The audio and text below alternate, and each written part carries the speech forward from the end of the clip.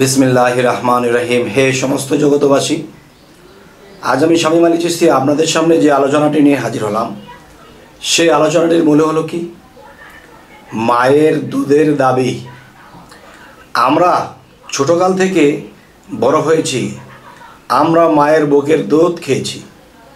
এখন বিষয় হলো যে মায়ের দুধের 16 আনা ঋণ আমরা, এখন 12 আনা সুদ হয়েছে। আর এই সুদটি কে করেছে, কার দ্বারা হয়েছে?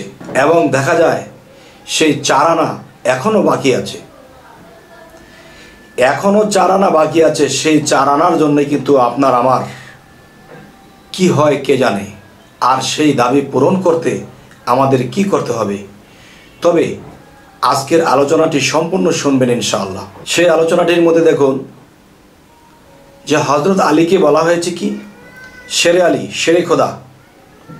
তার সেই শক্তি ক্ষমতা আল্লাহ তাকে দিয়েছেন। তবে আজকের যে কথাগুলো বলবো, যে তিনি যে শেরে আলী মানে তাকে যে শক্তিটা দেওয়া হয়েছে, এই শক্তিটা কাউকে দেওয়া হয়নি। তো এখন মূল বিষয় হলো খোয়াজ খেজির, তিনিও নবীর আশেক, তিনিও নবীর ভক্ত, হজরত আলীও নবীর ভক্ত।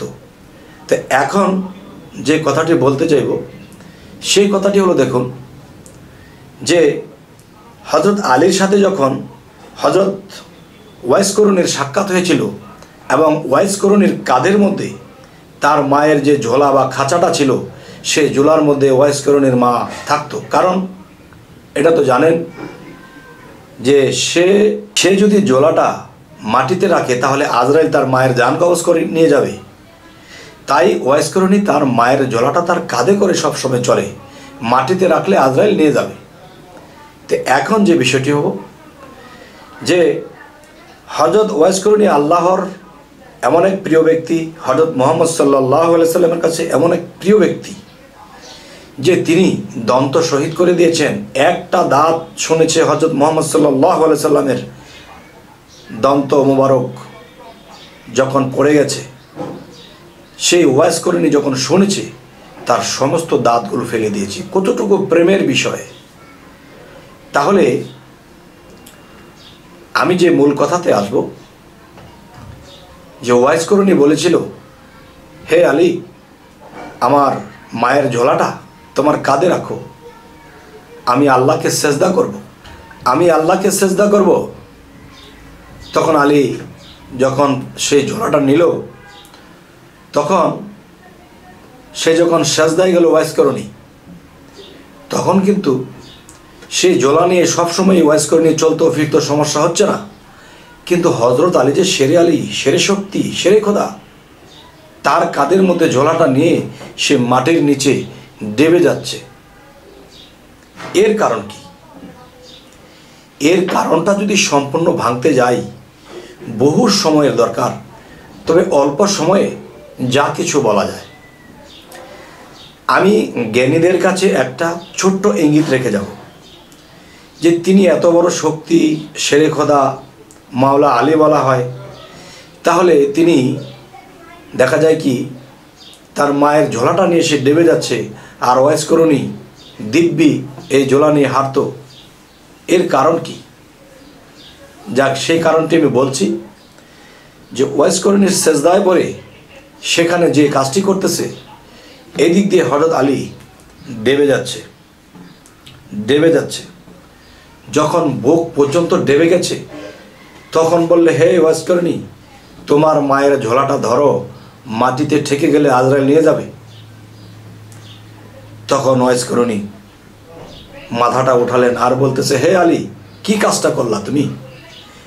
যদি তুমি আর একটু সময় তুমি ঝোলাটা কাছে রাখতে, কাঁধের মধ্যে রাখতে, তখন আমি মায়ের দুধের দামে এই সমগ্র বিশ্বব্যাপী সমস্ত ব্যক্তি, সমস্ত মানুষের জন্য মায়ের দুধের ঋণ শোধ করতে করতে আমি 12 আনা পর্যন্ত চলে আসছি।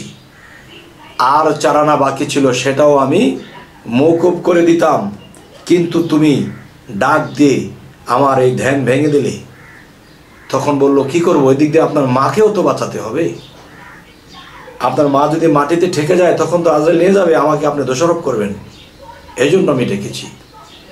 তখন ওয়াইজ করণী কি বলল যে এটাও একটা আল্লাহর নিদর্শন যে যদি তুমি আমার মাকে সম্পূর্ণভাবে ঠিক রাখতে, আর যদি সম্পূর্ণ দুধের দাবি আমি যদি ঋণ শোধ করে দিতাম, তখন কি হতো?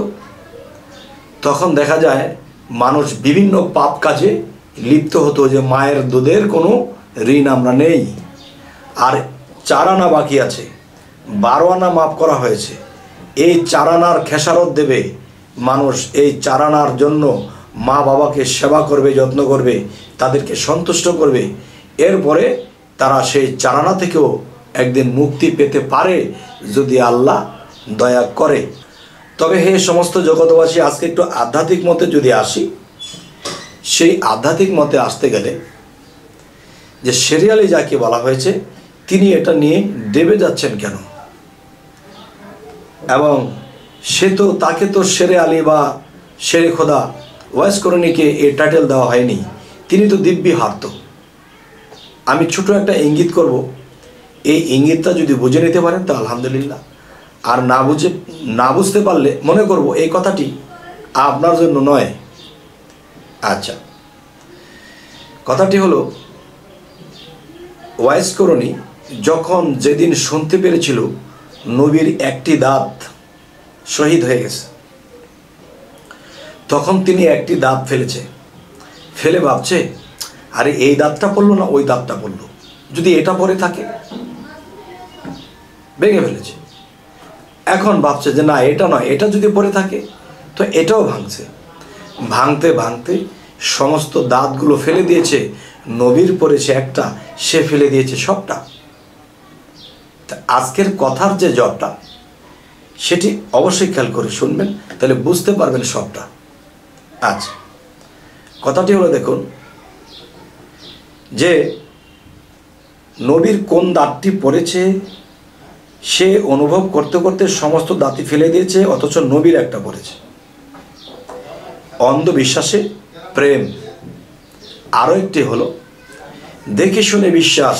এমনও ভক্ত, এমনও উম্মত, এমনও কেউ আছে যে তারা সবসময় চোখ বুঝলেই তাকে দেখতে পায় এবং তার মুখমণ্ডল দেখতে পায়, তার কি দরকার, তার কি আছে, সমস্ত কিছু দেখতে পায়।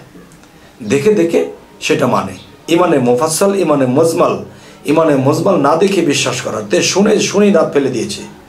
ইমানে মুফাসসাল ফরজে গণ্য করা হয়েছে, এটা দেখে শুনে বিশ্বাস। নবীর কোন দাঁতটি পড়েছে সেই দাঁতটি আমি রাখবো না। আচ্ছা, তো এখন বিষয় হলো, হজরত আলী তিনি ছিল আধ্যাত্মিক শক্তিতে শক্তিমান, আধ্যাত্মিক জ্ঞানে জ্ঞানান্বিত। আর আধ্যাত্মিক শব্দের অর্থ কি? আধ্যাত্মিক শব্দের অর্থ আসে যে রুহানিয়াত। আধ্যাত্মিক জ্ঞান মানে রুহানিয়াত জ্ঞান, আত্মজগতের জ্ঞান বা রুহানি জগতের জ্ঞানকেই আত্মজ্ঞান বলা হয়। তো এখন যে কথাটি বলবো যে হজরত আলী ছিলেন আত্মজ্ঞানী। তিনি দেহের পূজা করতেন না, দেহের সেবা করতেন না, তাই দিনকে দিন তার ঘরের চুলায় আগুন লাগতো না, আগুন জ্বলতো না। আচ্ছা, আরেকটা বিষয় হলো যে একটা হলো আত্মসাধনা করা। যেমন শরীয়ত কি করতেছে, হাত পা মুখমণ্ডল কান মুখ চোখ ধুইতেছে, পবিত্র করতেছে। আরেকটা পবিত্র হলো আত্মার পবিত্রতা, যা আত্মার কোনো জায়গায় ময়লা লেগে আছে কিনা সেটি পরিষ্কার করে। তো দেহের পরিষ্কার করতে গিয়ে পানির প্রয়োজন হয়, এরকম আত্মার পবিত্রতা করতে হলে সেটা আরেকটা বিষয়, সেটা কিন্তু জিকিরি নয়, আরও একটা বিষয় আছে, যার কামেল মুর্শিদ এটা বলে দেবে যে এই বিষয়টা দিয়ে তোমার আত্মার ওযু করতে হবে। আচ্ছা, তো এখানে বিষয় হলো যে হজরত আলী যদি শেরে আলী হয়ে থাকে, শেরে খোদা হয়ে থাকে, তিনি তার মায়ের জোড়াটা রাখতে পারলেন না কেন? দেখেন, আত্মা বাস করে কোথায়? আত্মা বাস করে বাতাসে। এখন বাতাসের মধ্যে যদি আপনি একটা কাঠের টুকরা বা যে কোনো একটা জিনিস রাখেন, সে কিন্তু তলে চলে যাবে বা পড়ে যাবে। তাহলে হজরত আলী আত্মজ্ঞানে জ্ঞানান্বিত, আত্মশক্তিতে শক্তিমান। তো তখন আত্মা যদি বায়ুতে বর্ষণ করা থাকে, তাহলে সেই আত্মার মধ্যে যদি আপনি কিছু রাখেন বা বাতাসের মধ্যে কিছু রাখেন, সেটা কিন্তু আস্তে আস্তে নিচে চলে যাবে। ঠিক হজরত আলী ছিল রুহানি শক্তিতে শক্তিমান। তিনি কিন্তু বাহ্যিক শক্তির কথা তাকে বলা হয়নি যে শেরে খোদা। শেরে খোদা তিনি আল্লাহর শক্তি তিনি পেয়েছে। যাই হোক, আজকের এই আলোচনাটা এটাই বোঝানো হলো যে প্রত্যেকটা মানুষেরই দরকার ইঞ্জিনিয়ার, ডাক্তার এবং বিজ্ঞান, এই তিনটা জিনিসই লাগবে, আর আলাদা আলাদা সাবজেক্ট। তবে হজরত আলীর সাবজেক্ট একটা, ওয়াইস করণীর সাবজেক্ট একটা, আলাদা আলাদা সাবজেক্ট, সবটারই প্রয়োজন। তবে তিনি দেহেরটা করে গেছেন এবং হজরত আলী আত্মারটা করে গেছেন। আর দেহের বিষয়টা, মা কিন্তু দেহমান এবং মা কিন্তু মাটির তৈরি, তার দেহটাও ছিল মাটির তৈরি, এবং এই মাটির তৈরি দেহ আরেকটা মাটির দেহকে ধরে রাখতে পারে। আর আত্মা বাতাসে ভাসমান, সেই আত্মা কিন্তু আরেকটা আত্মাকে ধরে রাখতে পারে, কিন্তু মাটির ভাসমানকে এটা নিচে পড়ে যাবে। যাই হোক, অতটা হয়তো বুঝেই আপনাদেরকে বলতে পারছি না, কিন্তু জ্ঞানী সম্প্রদায় অবশ্যই বুঝে নেবে। তবে আমাদের এই চ্যানেলের আলোচনা যদি আপনাদের ভালো লাগে তো অবশ্যই সাবস্ক্রাইব করে নেবেন, এবং পরবর্তীতে যেন ভালো আলোচনা দিতে পারি। তো সকলেই ভালো থাকবেন। আল্লাহ হাফিজ।